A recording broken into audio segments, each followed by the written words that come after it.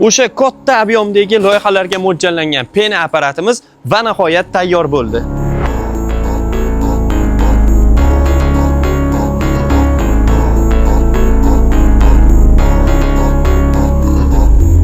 Bu apparatimiz 100 metrdan 150 metrgacha bo'lgan shilingni davleniyasini bemalol bir xil tempda ushlab tura oladi. Va eng muhimi, bu apparatimizni eng kuchli va eng ishonchli invertor motor bilan jihozlaganmiz. Ya'ni sizdagi 220 volt kuchlanishni 380 qilib beradi. Apparatimiz sensorli monitor bilan jihozlangan.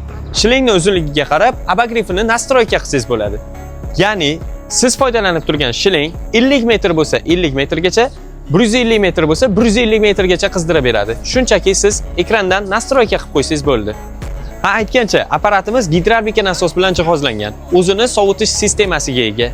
Sepilishini bitta o'zlaring ko'rib baho beringlar.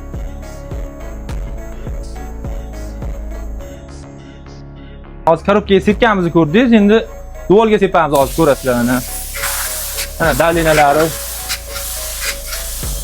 O'ta zo'r. Mana bostirsangiz ham dalina tashlamaydi biz konogimizda. Mana sepib ketaverasiz. Ustakalarimiz kvadrat metrini $6 dan $11 sepib berib, soqqani qilishyapti. Agar sizga ham shunaqa soqqa qilish qiziq bo'lsa, pastdagi raqamlarga bemalol aloqaga chiqishingiz mumkin. Texnopoda sizni kutib qolamiz.